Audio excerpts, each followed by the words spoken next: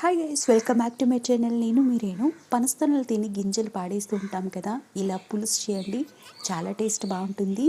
మనం పనస గింజల్ని 2 విజిల్స్ వచ్చే వరకు ఉడికించుకోవాలి. ఇలా పొట్టు తీసి పక్కన పెట్టుకోవాలి. ఉల్లిపాయలు, పచ్చిమిరపకాయలు, టమాటాలు, బెండకాయ, మునక్కాడ, ఇలా పనస గింజలు, కోడిగుడ్లు కూడా వేసుకొని ఇలా చిక్కగా పులుసు చేసుకోవాలండి. వంకాయ కూడా వేసుకోవాలి ఉంటే.